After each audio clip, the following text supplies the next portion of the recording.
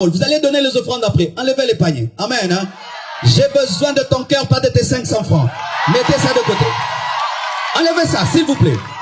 Parce qu'au Congo, c'est ça le problème. Vous venez donner les 500 francs. Comprenez d'abord la parole jusqu'à la fin. Vous allez donner après. Alléluia. Oui, comprenez d'abord la parole. D'abord la parole. D'abord la parole et ma bonza après. Alléluia. Voyez Aman.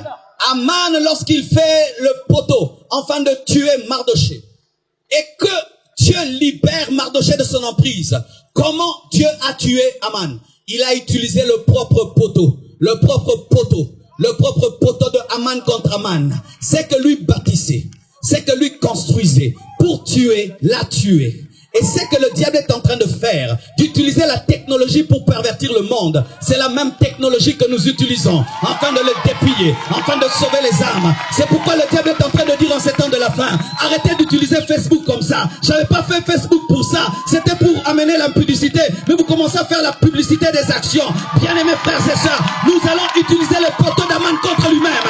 Nous allons utiliser le poteau d'Aman contre lui-même. Nous allons utiliser la technologie d'Aman contre Aman.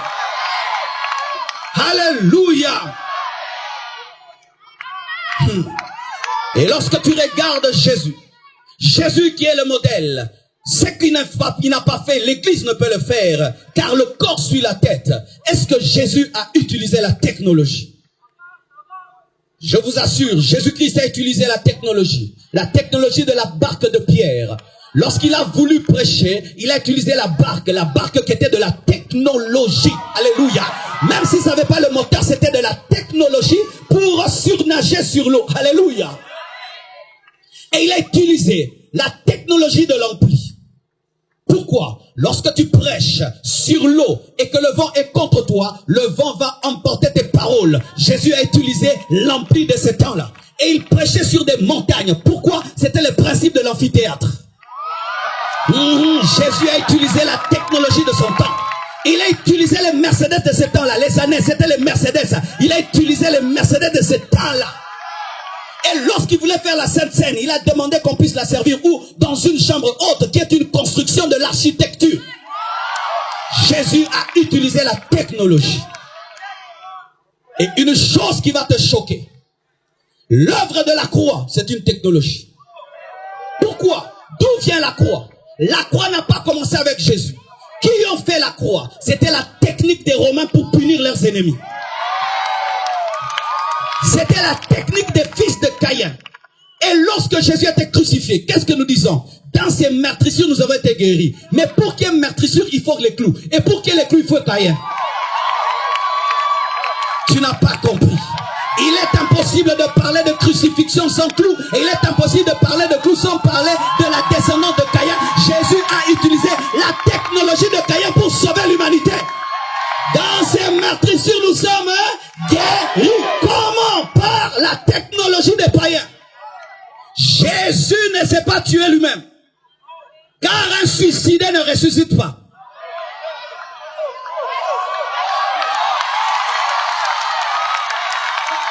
Il a utilisé.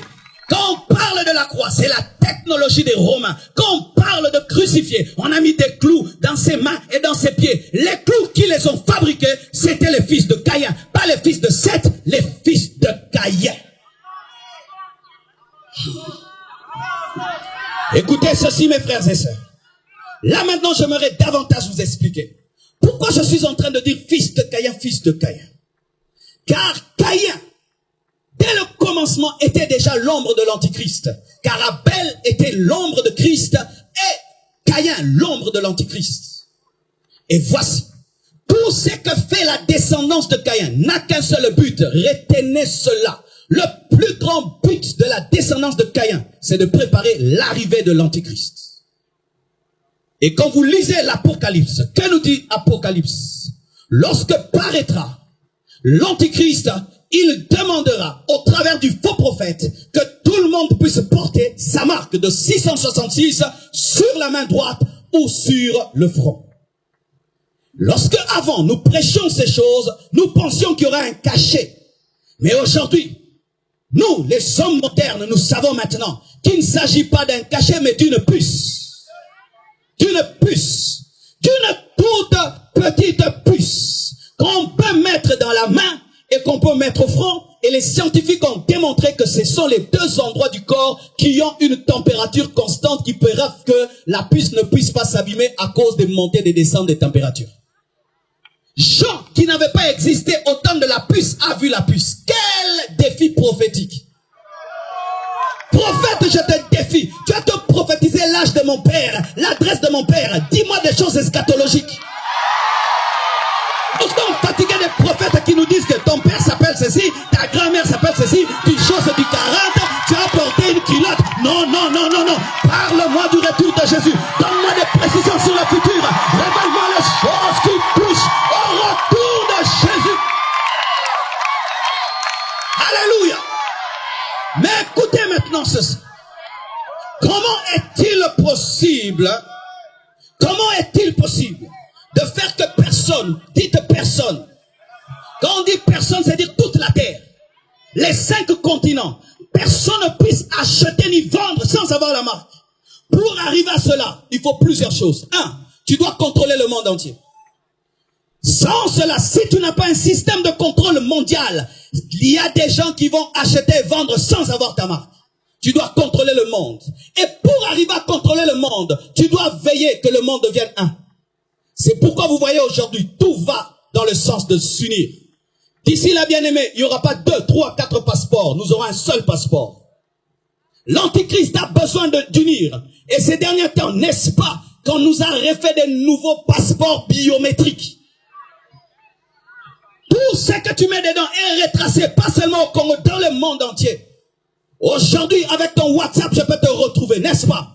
Tu me donnes ton numéro, j'entre sur WhatsApp, je vois ton visage. Vrai ou faux?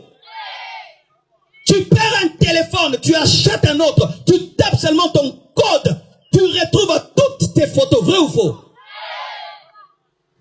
Je veux connaître ta vie. Qu'est-ce que je dois faire? Je vais seulement sur ton Facebook. Je saurai que tu t'es marié, n'est-ce pas? Et dans quelle salle? Et tu t'étais habillé de quelle manière?